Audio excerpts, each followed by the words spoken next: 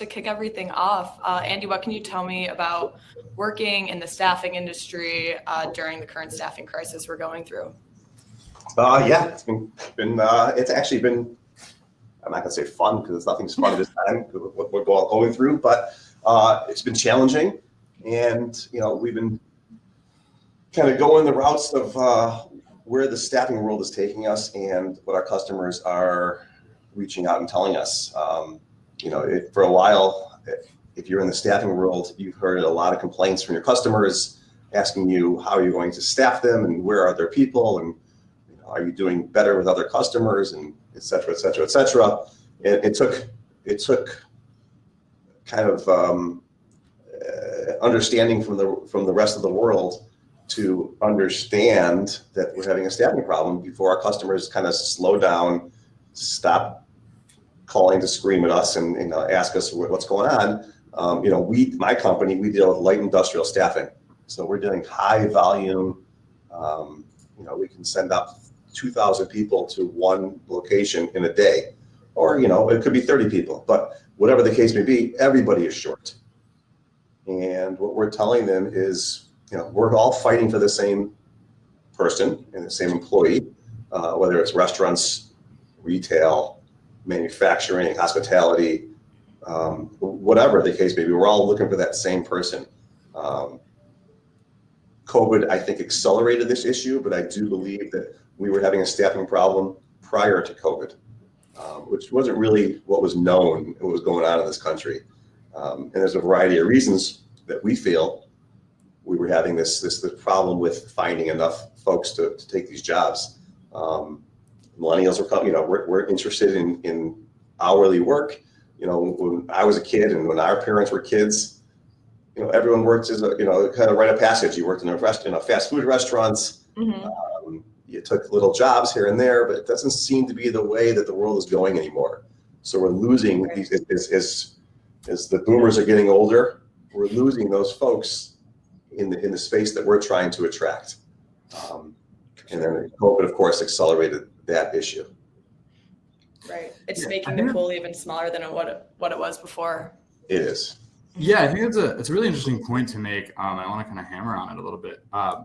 While I think it's a misconception that COVID and the pandemic in and of itself has caused the crisis around staffing shortage, but the reality is it more or less just exposed it and made it more obvious to the media, to people that aren't managing businesses. So, you've been doing this for well over 20 years, as you said.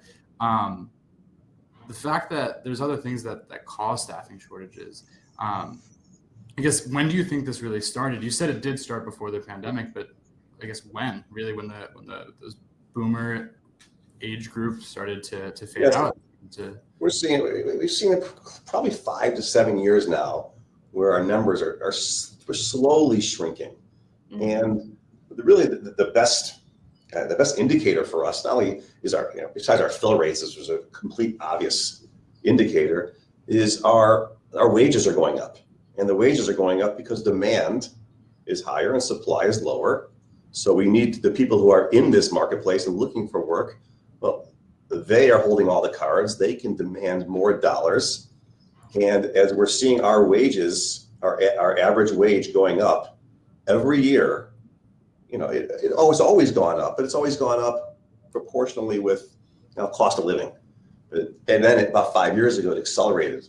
So whereas 5 years ago, maybe our average pay rates in light industrial was $12 to $13, we would see that skyrocket each year. And if my customers weren't following suit, because they're the ones who are driving these wages, I'm just kind of a middleman here, right? So my customers, if they're not going to raise wages, I can't force it down their throats. But if they are going to raise, they're going to have to raise $1 a year, $1.50 a year.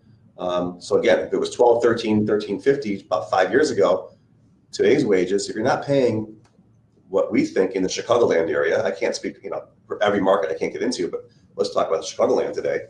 If you're not paying $18 an hour, you're not gonna fill all your roles, and that's just for entry level. Any type of skills, well, then you got to pay more for that. Sure. I think the interesting thing too is there's also from what I've noticed, an assumption that, once this pandemic is over, this problem goes away. And again, like, because that's not the cause, the reality is it's not going to happen. And so we need to find better ways of mediating the problem, whether it be finding ways to scale up our individual employees or, changing our economics of how we run our business. I guess, what's the plan for you as you, regardless of the pandemic, as you're hoping to fade that out? Yeah, our plan, we had to have exciting positions for people to take, which is the difficult task. I can imagine. We're all basically in sales, and we're all trying to find our new customers who need a heavy load of staff. And we can't always pick and choose the positions that we're going to go sell because we don't know what you're walking into when you're making those sales calls. So you got to have a fine line there as far as finding jobs that are going to attract people, the right wages that are going to get them in the door, and then once they're in the door, how are you going to keep them working? Because people right now will move for 50 cents more an hour down the street. They're going to leave you and go somewhere else. Right. And you have to be very careful with that. And it's a revolving door with what we're sending out to work right now.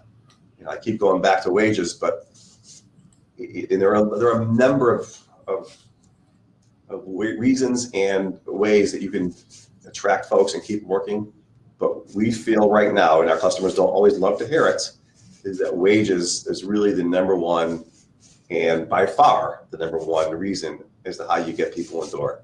And where that wasn't always the case before, how you treat people, what kind of benefits are you giving them, how long are the breaks, are there breaks, those were all important details, and they still are. Mm-hmm. But wages just far surpass any other ways that you're going to get people right now.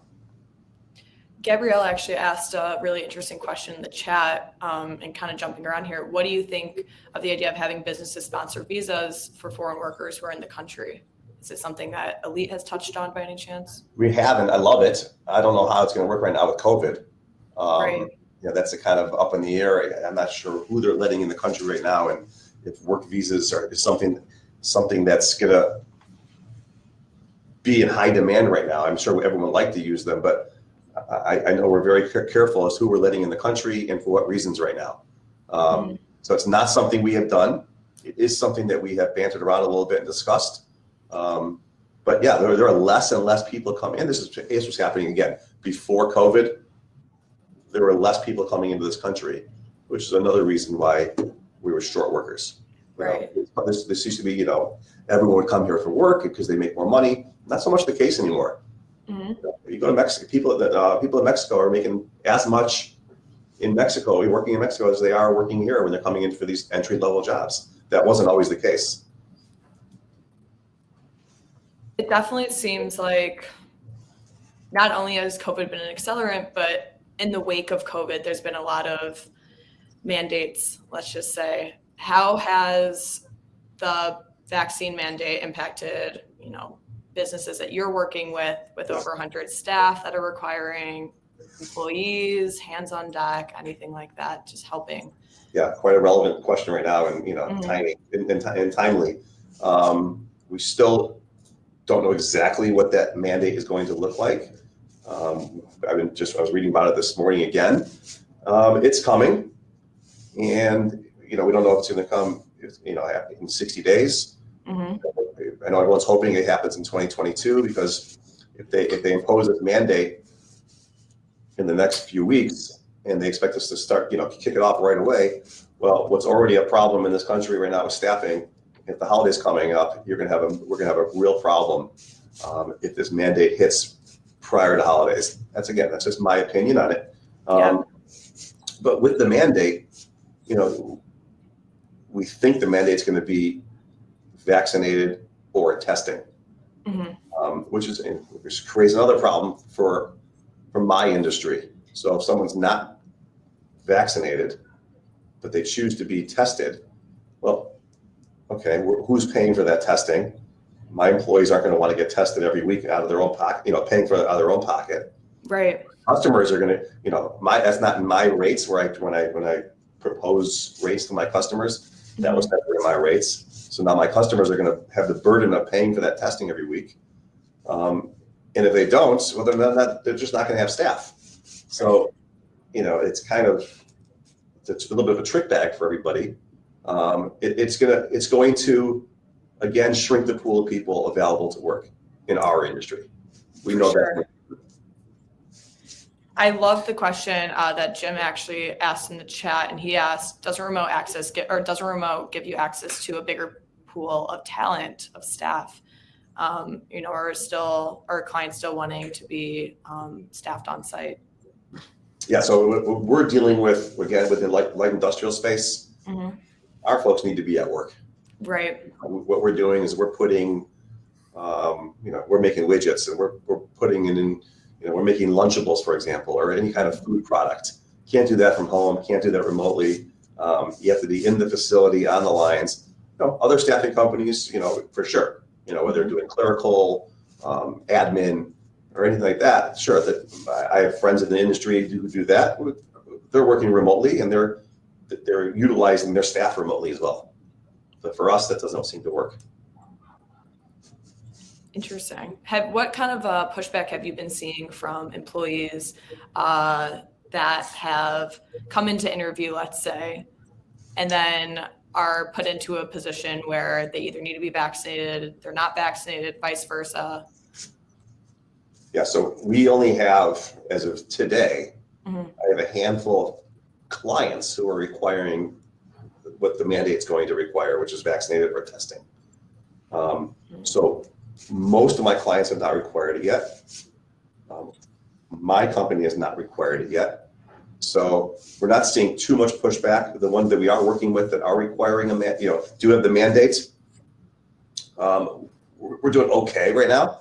We're losing, I don't know, maybe 10% of our folks to the mandate.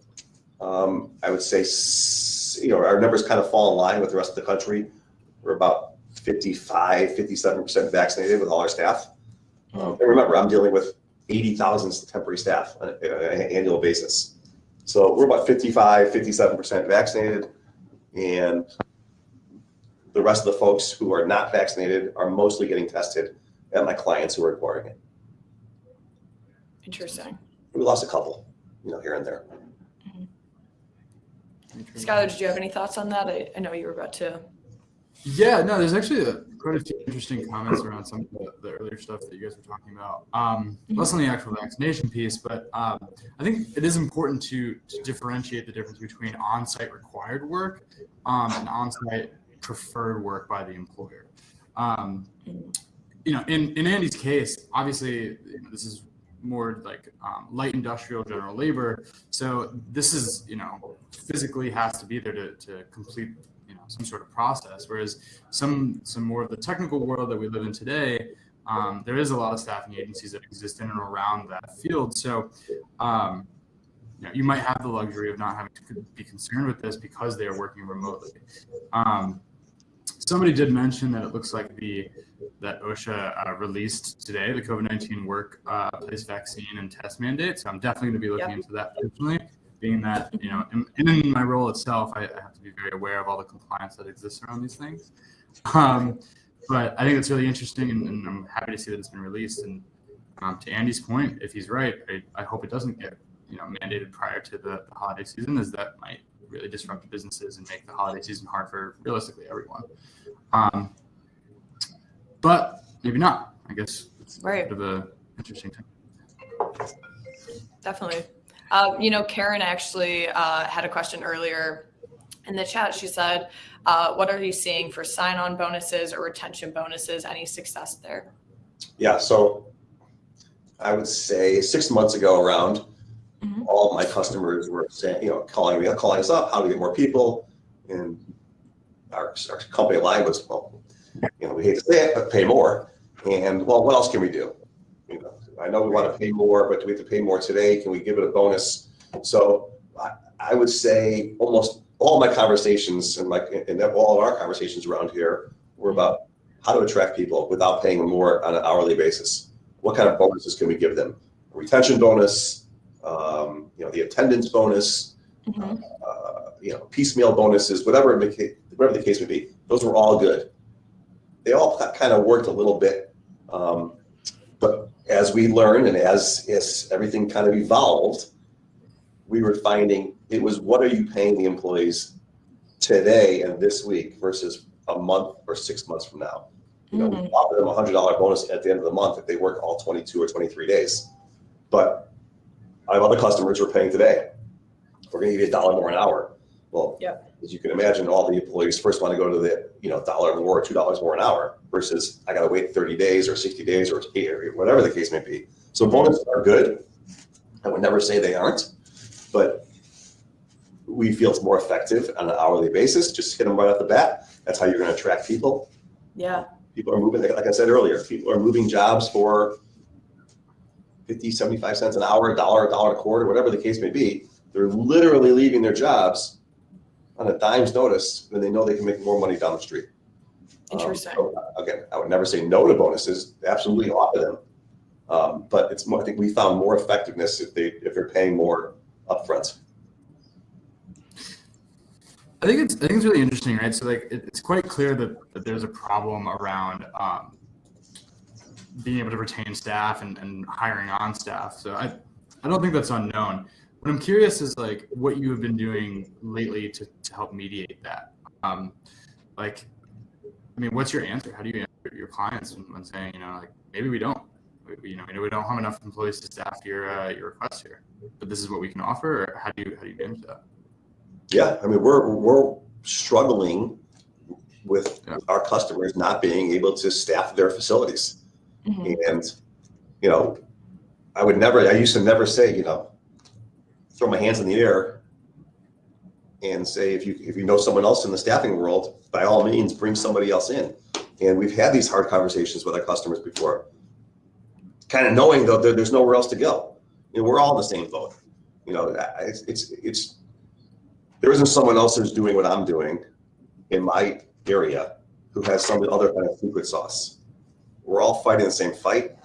Right. And like I mentioned earlier, a year ago, our customers would be, pounding their fist and, puffing their chest and telling us they want more people. We're not hearing that as much anymore, just because everyone's kind of woken up to what's going on in the world.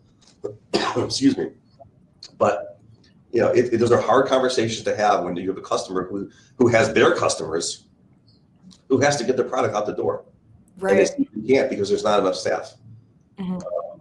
We know what's going on in the ports as far as getting these ships in.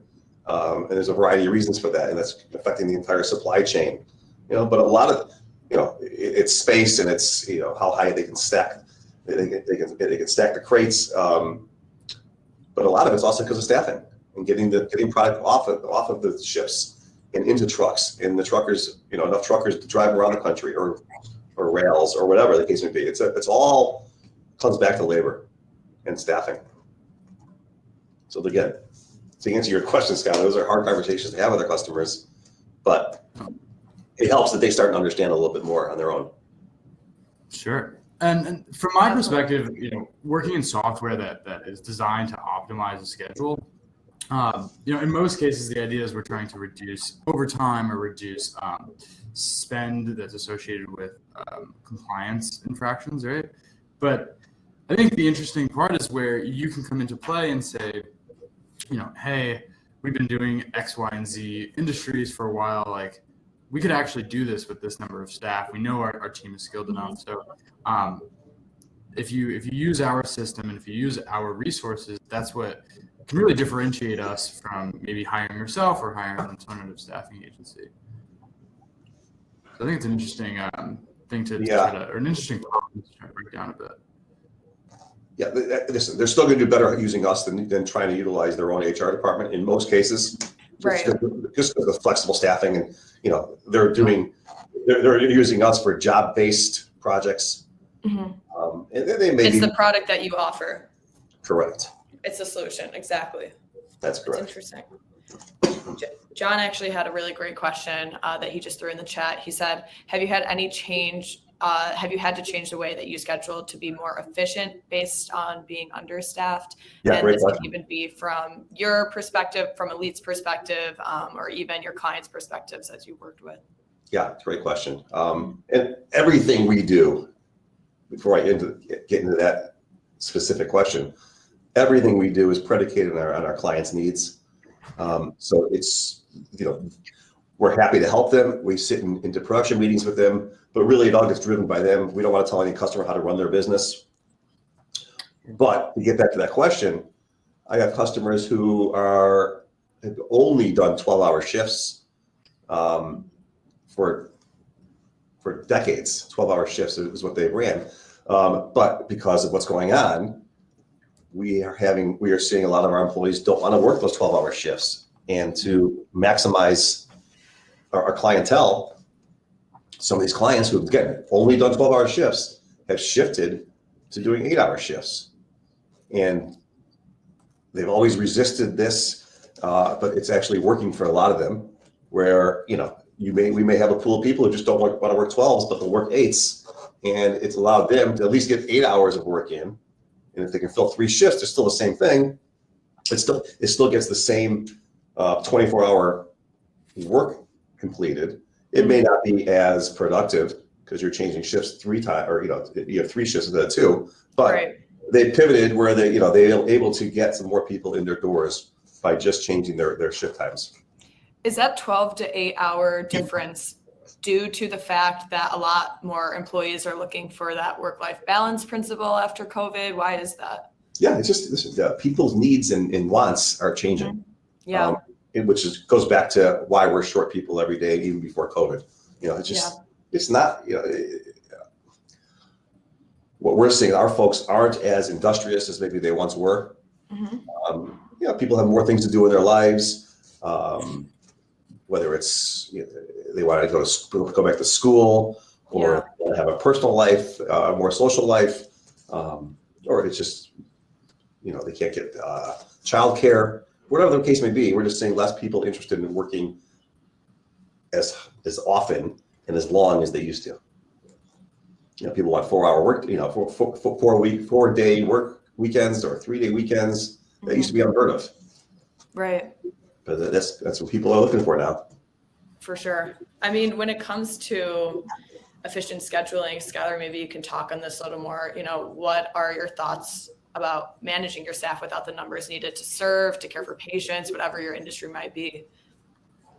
Yeah, and Andy, you're bringing up an excellent point. The fact that these companies have to cater to the higher demands, we'll say, of their employees, such as childcare, maybe age limits. Maybe you're working with minors, or maybe you're working with students that are in classes. A lot of these things are difficult to schedule around, and you'll end up having a full team of 20, 30 plus people trying to schedule all this out to make them more efficient. To John's question there, the alternative is you try to find a tool that does it better for you. It looks like Karen had a question, and I do want to make sure we go back to that around how you stop candidates from ghosting you and getting them to respond. But I think in a lot of cases right now, technology is the key. I work for a software company where time and attendance, labor compliance, and just general workforce management is the core of what we do. Building a schedule around one particular employee's availability because they have a kid that's in school, or another employee because maybe they work another job. Having the right tools in place to account for these things, that can make or break your efficiencies and allow you to move employees around to meet those demands of your clients. Or the demands of your general business if you're not a staffing agency, right? This is not singular to a staffing agency. I do want to make sure that I give Andy the chance to answer that question, though. How have you been messaging your candidates to get them? Sorry, someone just ran to my door. So we don't get ghosted too much because we do a lot of live called dispatching, where we're seeing the folks come into our office. We are doing we do a lot of auto dialers. We do a lot of text messaging. We use, obviously, social media is a huge tool for us now to get people into the doors. But if people ghost us, they just ghost us. If we know 100 people are confirmed to come in, we know we're not going to get 100. We're probably going to get 50. Right. we just expect that. So, we kind of got to get over our numbers, so we know we got a plan for that. As far as technology, Skylar, our industry is pretty antiquated. It used to be. We used to be in the dark ages as far as technology. We're coming out of it. Mhm. We're trying to utilize all the tools out there that would make us more productive and more attractive to not only our clientele coming in the door, but our customers coming to find us. So we're trying to utilize everything at our fingertips, to be able to maximize technology for us. Yeah, and I think it's really interesting. Like I said, a lot of these people are texting their new hires or their employees to get them to work because the response rates are much higher. Bit of a controversial topic, actually. I think it's really interesting to talk about because some states don't allow the use of phones for work purposes without there being some sort of an agreement between the employer and the employee. So that's an interesting hurdle to jump. You are getting a better response rate, but at potentially what cost, depending on what company or what state you're in.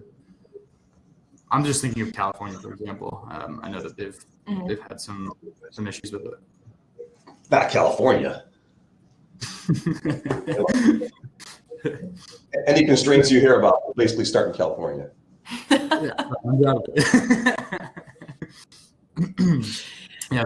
With subject.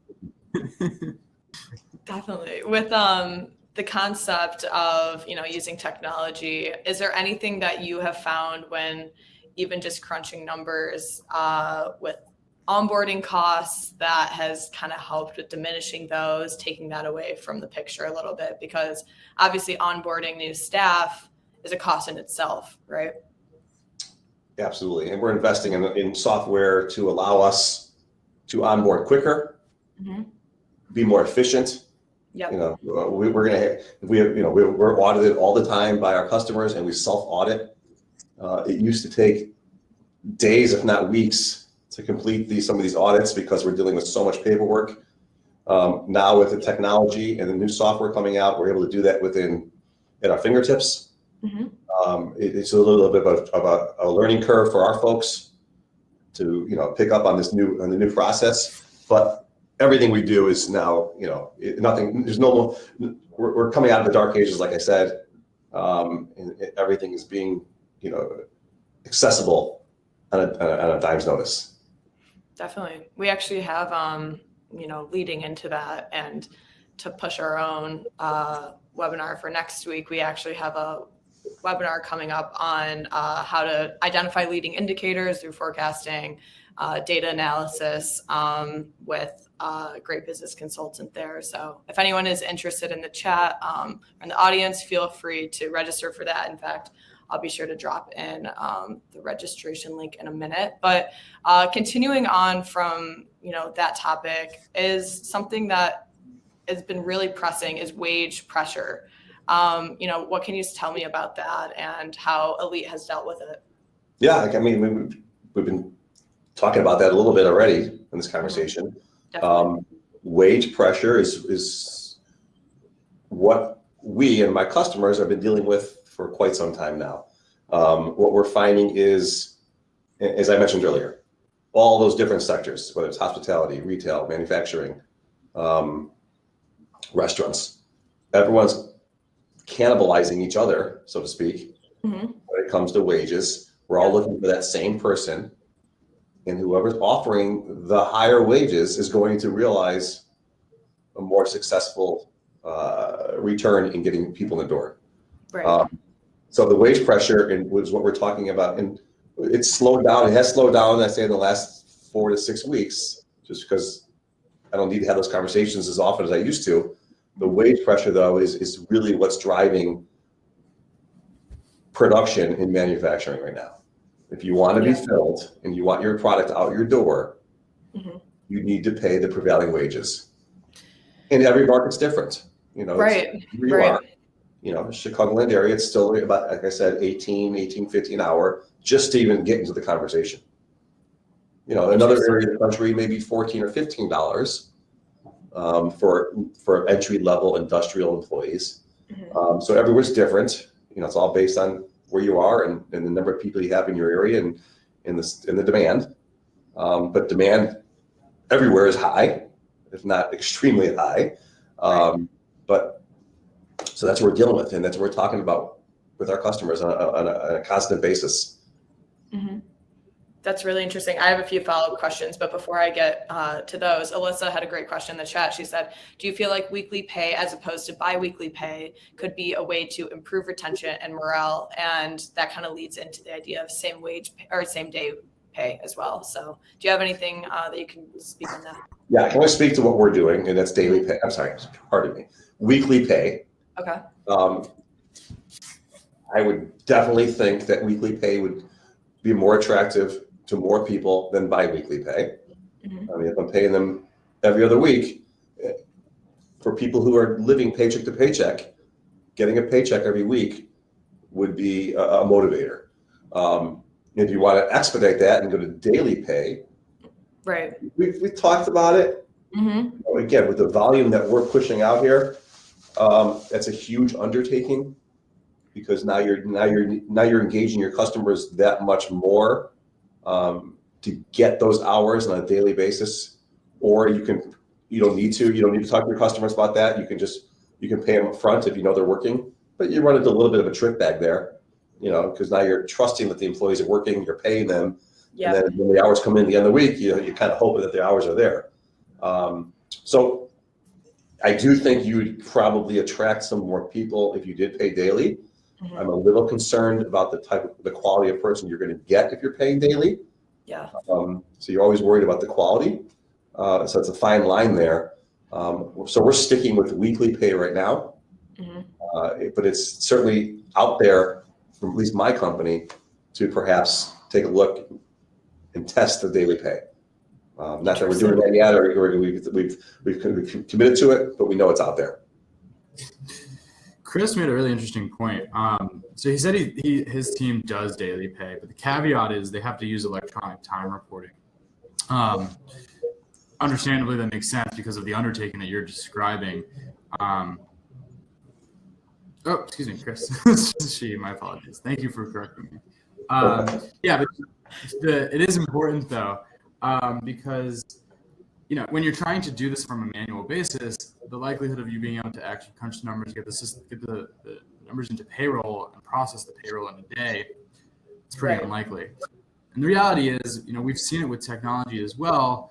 The way that it actually works is it's just reading the timesheet from the software and using some highly technical integrations to pull that data over to streamline that process so that somebody doesn't have to manually transfer it over. Now, there's of course caveats associated with that. In this case, this is the big one for Chris. She's seen that here. But if you get everybody in all of your clients using the same system, using the same software to punch in and out, you then kind of streamline that a bit.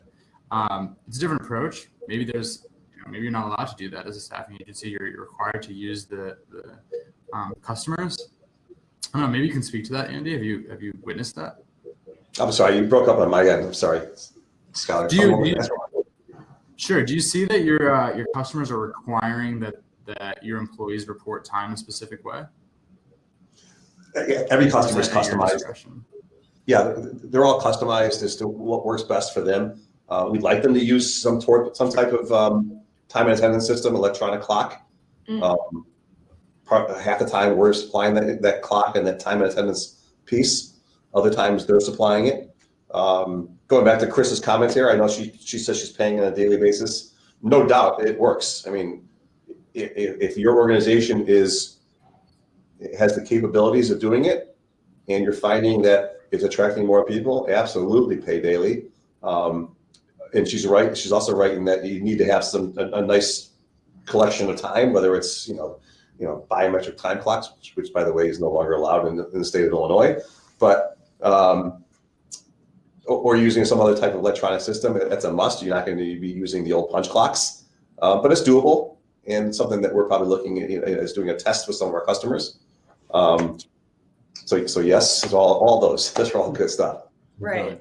It sounds like it's a fine line, or even better described as maybe a balance between finding that loyalty between the customers and same day pay, where it definitely has its benefits, but obviously there's going to be some issues with maybe the retention side of things and actually making sure that they're showing up, or, because theoretically, once you get your money, you can be out the door and, that day. Meredith, you hit it right in the head. It's also a concern.